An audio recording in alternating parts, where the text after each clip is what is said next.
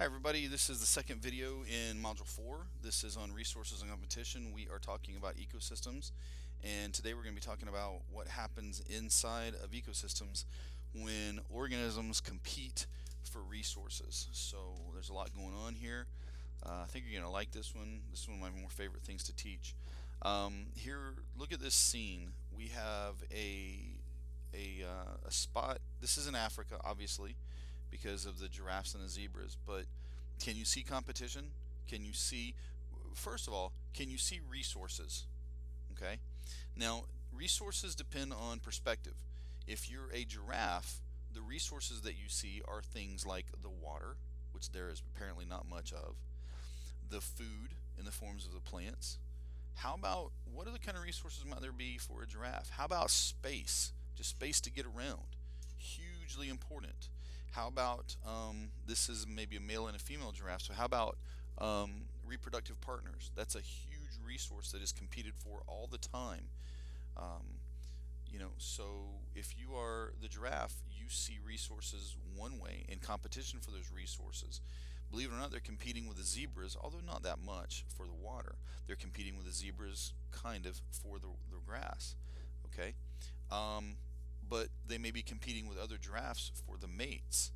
And so, these are all competition. And I don't see any other giraffes in this picture, but if it gets too crowded, they will compete with each other for just empty space. All right.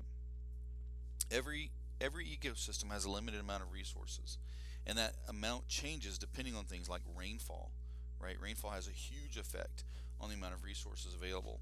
When it's dry, like it looks like it is now in this picture, the resources dwindle. When it starts raining, you get more resources. Okay? And like I said, resources are also dependent on things like perspective. For instance, do you think that the birds see the resources differently than the giraffes and the zebras? Of course they do. Um, any resource is a resource is an object or substance that an organism needs to survive.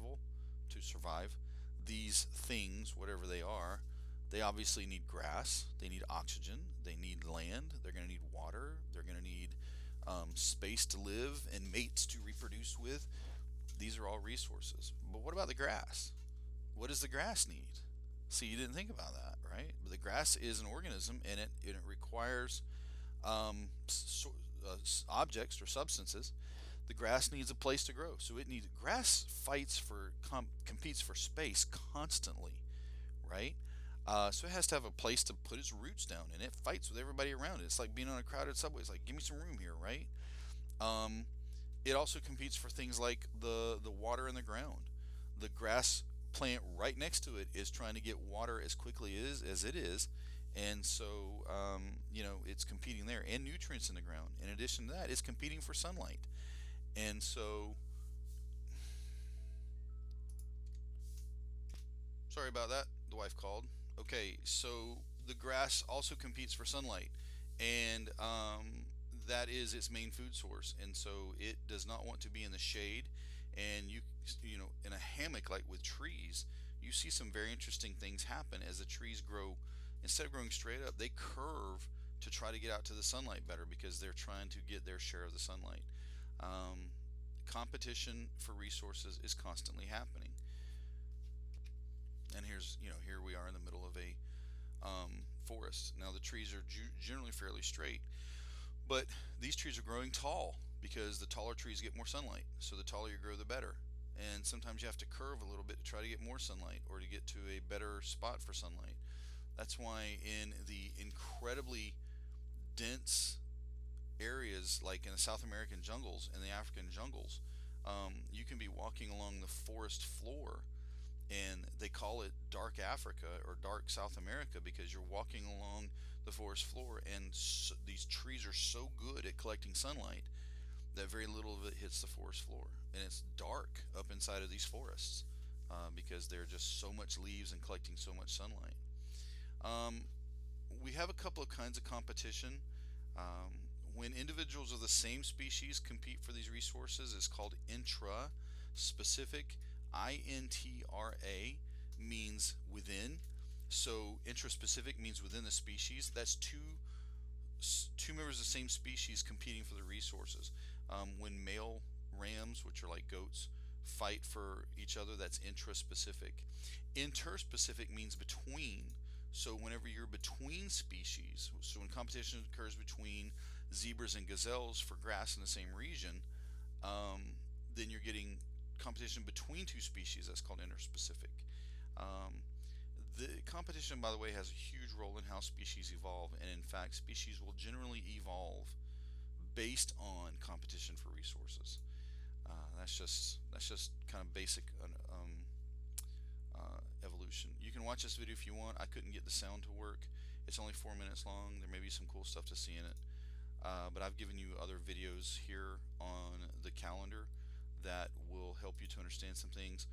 What are inter and intra-specific interactions, food webs, things like that.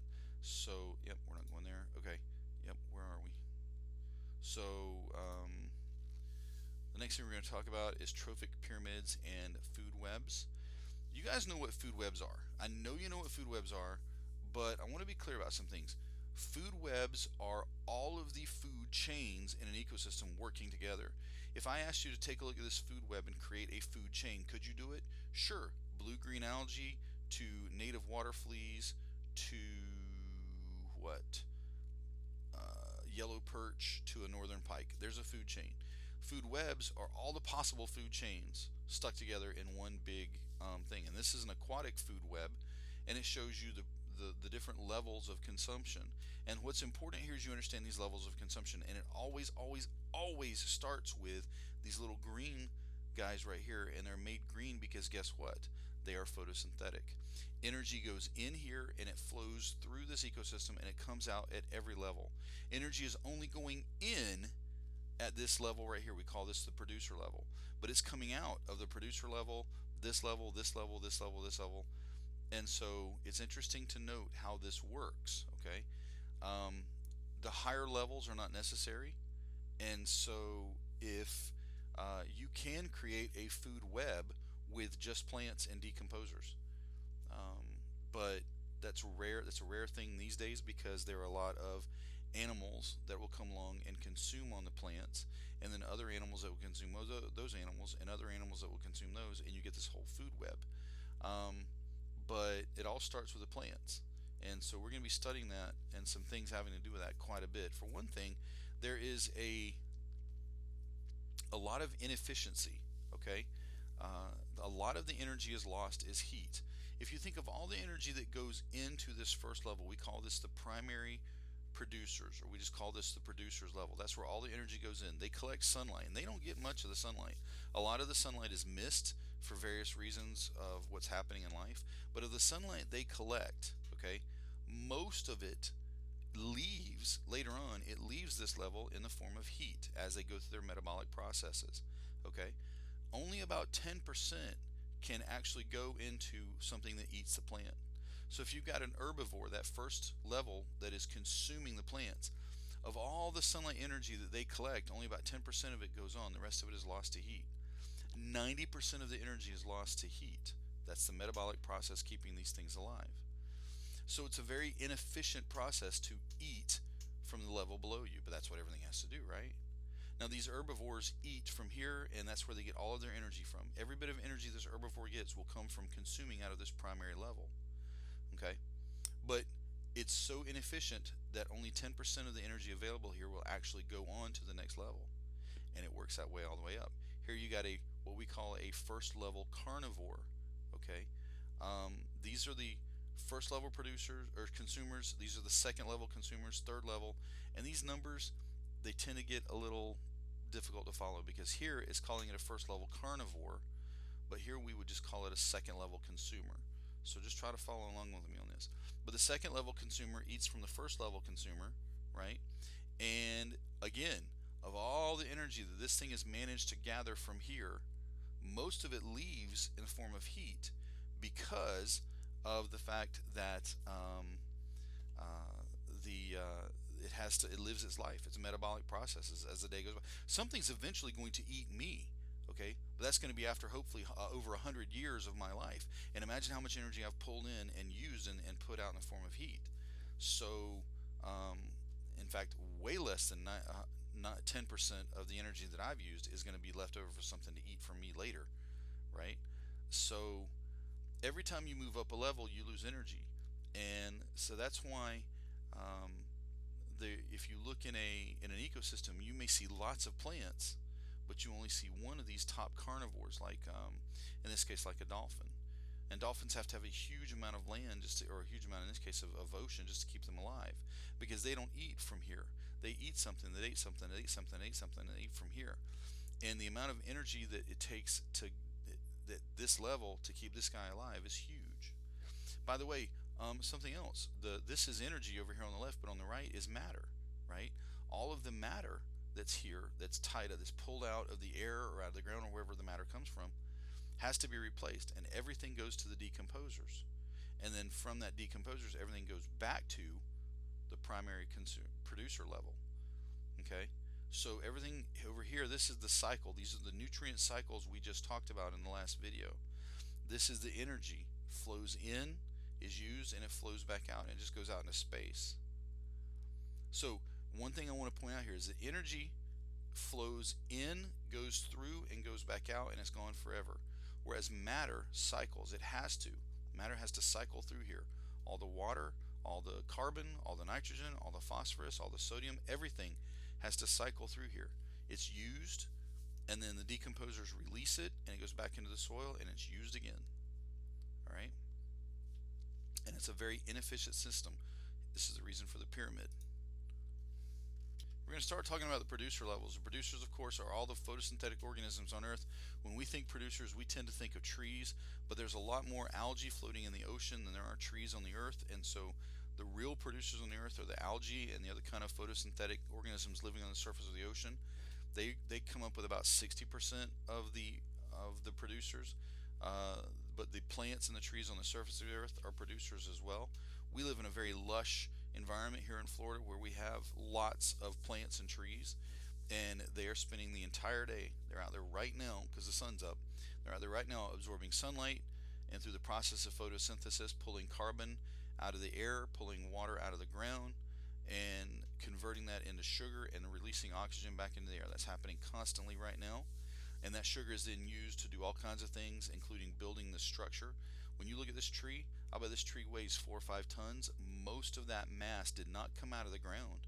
It came out of the air, okay, and or the water and the rainfall. And that is because the photosynthesis pulls carbon dioxide out of the air, uses the carbon out of the air and the hydrogen out of the water and the oxygens to create sugar. And everything you see here is made out of mostly sugar. Now, before you run outside and start licking a tree, it's a form of sugar that we don't digest called cellulose, but it is sugar. Now, that sugar is full of energy, and those plants convert those sugars to either store it as energy, or they convert it into proteins, or they convert it into oils and lipids and fats and waxes and all kinds of things. But guess what? Animals like those things. So animals come along and eat those plants because those plants have energy in them and other nutrients that animals need. So the animals have evolved the ability to eat plants and other animals, depending on what you are, but they've evolved the ability to consume. Now take a look at this cow. Now you probably, if you don't remember this, I come from a long line of cattle ranchers. I'm living on a cattle ranch right now. This cow, look at it as it bends its head down. Its head is exactly perfectly placed without any kind of work whatsoever to put its face right down there in that grass and eat it. This structure right here was designed to do this very thing. Put your face in that grass and eat it, and then digest it, and then turn it into meat. Beautiful, glorious, tasty meat or milk. These look like milk cows, or some other structure. But that's what they do. But the energy from the grass is going into the cow. Now this is what we call a primary consumer.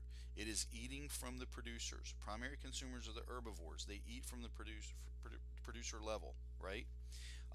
All of their energy that they will ever get, all of the nutrients that they will ever get come from, naturally, by the way, come from this grass. Okay? There are other levels, by the way, because something eats the cow. We call that a secondary or a second level. And then something eats that, we call that a tertiary or a third level. And then something eats that, we call that a quaternary or a fourth level. So depending on their position on the energy pyramid. So let's take a little bit closer look at some of them. Here are your primary consumers. These are like your deer, right? Your cows, your zebras, your gazelles, all the things that are the herbivores, okay? The secondary consumers are the things that eat the primary consumers. In this case, they've chosen a big ugly snake. They could have picked anything but that. I hate snakes. But it includes things like spiders, frogs, snakes. It also includes, you know, birds. There's all kinds of things that fit into this category. It's not just the icky stuff. But anything that eats an herbivore is a secondary consumer. Then something eats that. Okay, that snake will get eaten by that bird. And then I don't know why they would have done it this way, but yes, lions will catch birds and eat them. Lions eat anything. So this is your primary, secondary, tertiary, that's the third level, and then quaternary is the fourth level. Now the thing about this lion is if it lives constantly at the fourth level, its energy that it's using had to flow from the sun to the grass, to the primary, to the secondary, to the tertiary, and finally to the quaternary consumer. At each one of those levels of exchange, most of the energy is lost. Most of the energy has gone away as heat. So can you imagine how much grass it takes to keep that deer alive? Some. But can you imagine how much grass it takes to keep the secondary, the things that eat the deer alive? They have to have a lot of land, okay? Like a panther here in Florida. I don't know if panther's probably a quaternary, but what eats the deer? I don't know. A bear? Who knows? But whatever eats the deer has to have more land than the deer because you have to be eating lots of deer. So one deer needs this much grass, but how many deer will you eat if you're the secondary consumer? You need all that grass. Okay? Then the third level consumer that eats whatever's the secondary needs even more. And then finally the quaternary needs a huge amount of space, which is why the quaternary consumers, like in Florida, like the panther, has such a large area to roam because it has to have it's so high up on the food chain, right?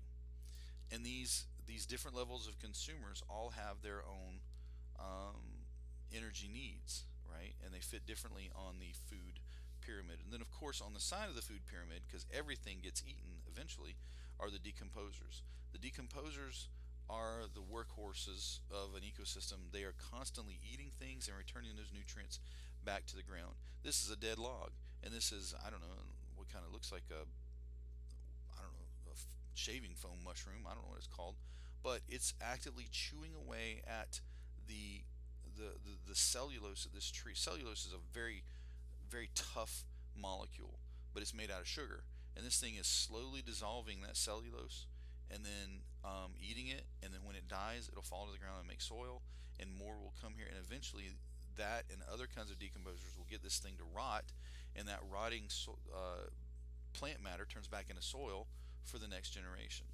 They are decomposers, and they pull the nutrients out of here. The carbon, the nitrogen, the hydrogen, the phosphorus, all that stuff comes out of here and goes back into a form that the plants can use, and it starts the food pyramid and the food web all over again. There's this idea called conservation of matter, and I've already taught it to you, but I just want to kind of clearly show you. Conservation of matter is the idea that we don't get new matter. The amount of matter in an ecosystem is constant. We don't get new matter. So when we use the carbon, it's got to be put back because that conserves it. When we use the nitrogen, it's got to be put back. When we use the water, it's got to be put back. So these things have to exist as part of a cycle, and that's why it's called the conservation of matter, because we don't get any more. All right. Now we can have pyramids talking about energy flow, and then in a minute we're going to talk about matter flow. But if one, see, they flipped this thing around. On the last one I showed you, the sun was over here, but now it's over here. So look, the sun goes in, we get new energy every day. I'm very thankful for that. New energy hits the earth every day. And if you can assume that the producers are pulling in as much energy as they can, they're not getting all of it, but they're getting as much as they can, and you call that 100%, that's how much energy is available at the primary producer level. Well, that first, the deer or the cow or whatever is here at the primary consumer level, it only gets 10%. The secondary consumer, whatever eats the cow, only gets 1%. The tertiary consumer, whatever eats the thing that eats the cow, only gets 0.1%. And then the quaternary only gets 0.01. And can you imagine how much of this it takes to get that up to 100%? It takes 10,000 times this to get that up to be able to feed one quaternary consumer. It takes a huge amount of land. The further up you go on this energy pyramid, You could add another level, but if you do, you got to have a whole lot more land. And at some point, there's just not enough land. But of the 90% that doesn't go from one level to the next, it comes out in the form of heat, and that goes out into space. New energy goes in, old energy goes out, and eventually all the energy goes out. It just goes out different levels. But eventually, all the energy goes out back into space. Okay? And eventually, all the matter goes back into the ecosystem in the form of decomposers eating everything, and they go back and they create soil again, and then the plants start all over, and the process starts again. These pyramids are funny because they all represent the same thing, and it all is about a 10%. And in this case, the numbers. If I have, let's just say, if I have 10,000 producers like green peas, I'm only going to be able to support 1,000 slugs because that's only 10%, which is only going to be able to support 100 frogs, which is only going to be able to support 10 snakes, which is only going to be able to support one heron. So the numbers decrease as you go up. So does the amount of mass, and so does the amount of energy. It would take 100,000 producers to support one heron. Suppose I added a level above that. This group right here has to get 10 times, 100 times, 10 times bigger. This is what we learn by looking at these pyramids. Okay, we can support this with math, and I'm not going to carry you through it, but suffice it to say that mathematically speaking, we can look at the amount of kilocalories, or the amount of energy available at the producer level, and how much actually reaches the tertiary level, like the eagle. If there's 10,000 calories available in the producer level, only 10 of those calories is going to reach the eagle. And if the eagle needs 100 calories a day, it needs 10 times as much land every day just to keep it alive. So, again, energy flow, the further up you go, the more energy is lost, the more land it takes to support one of these higher levels of consumption. Now, food webs show us these consumption relationships. Okay, they show us the levels, and you can tell me what level, and we're going to do that with this video or this picture. But they show us the relationships between all the things, not just one food chain, but all of them. Okay, so as you look at this picture, where is the producer? Hopefully you said the green plant. That pulls the sunlight energy in, and it starts to store it. Now, what are the organisms that consume directly from the green plant? They're called they're called first level consumers. That's going to be the goat, the hare, and the mouse. Okay? Only 10% of the energy available from this green plant is going to make it into the mouse or the hare or the goat. Okay? What are the next level consumers? Okay? You got things like the snake, the owl, the wildcat, and the jackal. And the jackal, these are all second level consumers. They're only going to get 1% of the amount of energy, but they're all second level consumers, right? Interestingly enough, well, hold on, we'll keep going. Our third level consumers are things like the kite, the lion. They consume, they eat the things that eat the things that eat the things that eat the tree. But interestingly enough, this lion is a third level and a second level consumer. This rabbit, if I'm reading this right, I didn't know rabbits did this, but this rabbit is a consumer, is a primary consumer and a secondary consumer. It's eating from the tree. It's also eating from the mouse. I didn't know rabbits would eat a mouse. But if so, when this rabbit chooses to eat the mouse, it actually becomes a second level consumer. When it chooses to eat the tree, it's a first level consumer. So it's an omnivore, right? The lion is eating the jackal, which ate the rabbit, which ate the tree. That made it a third level. But it also ate the goat, which ate the tree, which made it a second level.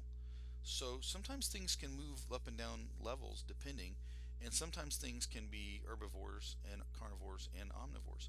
Humans are very successful. We'll eat at several of these levels. We prefer to eat at only two. We generally prefer to eat at the first level, where we eat vegetable products, or at the second level, where we eat things that eat vegetable products. We rarely step out here to this third and fourth level. We will, but we rarely do it. Now we're going to talk about relationships and ecosystems. This is an ecosystem. This is an aquatic ecosystem, and look at how many different living things there are. Some are plants, some are animals, some are producers, some are first level, second level, third level consumers, but they're all interacting. And if because they all interact, okay, If the change, I don't know, let's say that the amount of dragonflies was to go up or down, would it have an effect on all the other ones? Absolutely.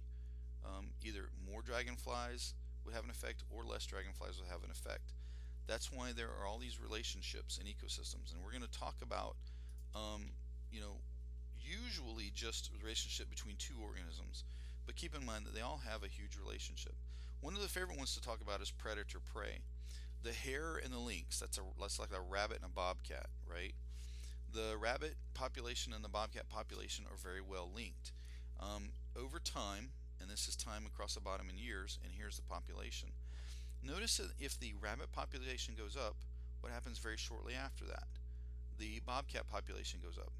And if the bobcat population goes up, that generally causes the rabbit population to go down, right? And if the rabbit population goes down, what happens to the bobcat population? It goes down too. And if there's less bobcats, then there's rabbits are going to start coming back, and then the bobcats come back, and then back and forth and back and forth. This is a predator-prey relationship, and it can get pretty crazy. It can go up and down a lot, just depending. Some years there's lots, some years there's not so much. And that's just a normal oscillation. Happens all the time. There's nothing wrong here. This is normal. That's predator-prey relationship. There are other types of relationships. One's called symbiosis. All living things coexist with each other, and we call that some form of symbiosis. Symbiosis is a relationship between at least two organisms, but it's not always good. Okay? There are three kinds that we study: mutualism, commensalism, and parasitism. When you see this tick that has been eating, I think this is probably a dog. When you see this tick that has been eating from this dog, that's good for the tick, right? The tick's like, yeah, what's it for the dog? That's blood right there. Is it good for the dog? No. We call that parasitism. Okay? And we're going to see some examples of those things. But mutualism is actually a good kind. Commensalism is but parasitism is like one is bad, right? Mutualism is the type of relationship in which both organisms benefit. Now, they're going to talk to you about things like obligate mutualism, which is where you have to have each other. If you did not have each other, you would die. For example, the yucca, which is a flowering plant in the United States and Mexico, shares a mutualistic relationship with the yucca moth. The yucca moth eats from the yucca plant, but it also fertilizes it. Carries its pollen from one flower to the next. If the yucca moth died, guess what's going to happen to the yucca plant? If the yucca plant dies, guess what's going to happen to the yucca moth? They share an obligate relationship. Okay. Yeah, and there's other reasons. Read this; it'll tell you about the larvae and all that, right? But they're mutualism. That means they have to have each other to survive. Now, facultative mutualism, both species can survive on their own, but they do better when they work together. For example, certain plants have seeds that birds don't digest. The birds and the plants share a beneficial relationship. The birds eat, but they don't. They get some food from the plants, but because the seeds don't get digested, the birds get they eat the fruit. The birds get the energy from the fruit, but the seeds get then moved around. That's a facultative mutualism. Does the bird need the fruit? No, it can go find other sources of food. Does the fruit need the bird to spread around? No, it can spread around by itself, but it spreads better with the birds. These are called facultative mutualism. They do better when each of them work together. And the snail and the algae is an example here. When there's more algae, the snail population goes up. When there's less algae, the snail population goes down. As the snail population goes down, so does the algae population, right? Now, that's not the same as the predator-prey relationship that we saw earlier. And then finally, there's commensalism, which is kind of weird. In commensalism, one species gains, one species gets a benefit, but the other species is just not harmed. Here's an example. The barnacles that are stuck on the side of humpback whales, it don't hurt the whale. Whale could care less. But it gives a place for the barnacles to grow. The barnacles are gaining, they benefit, and the whales just have no effect. They don't hinder the whale's health or its ability to obtain food. Whale doesn't care. So it's good for the barnacles, the whale doesn't care. Whereas in mutualism, it's good for both, right? In mutualism, both organisms gain. But with commensalism, they don't care. Another is the goby fish. They change their color according to the color of the animal they're close to. This doesn't harm uh, the, the host, whatever color it's next to. It doesn't harm them, but it helps to save the gobies. It gives them protection. So, I mean, this thing, whatever it's next to, whatever these polyps are, they don't care. But the goby can change its colors, which helps to protect it. It's good for the goby, and it doesn't have any effect on the other thing, right? So then, of course, there's parasitism, and that's where one thing gains and one thing loses. This mite, this looks like a deer tick. This is going to get energy from whatever this, I guess this is a human probably. The human is going to lose energy. The deer tick is going to gain energy. That's called parasitism. Now there are some kinds of parasitism that is required. Rocky Mountain spotted fever is caused by a tick that has to live on humans, and if it doesn't live on humans, then it'll die. Right? It's an obligate parasite. But there are other types of called facultative parasites. Some parasites can do fine just by themselves, but they would rather be parasitic. Fungi, for example, are mostly what we call saprophytic. They grow on dead and decaying material, but they can live on living things, and then they become parasitic, and that's called facultative. It's just like we did with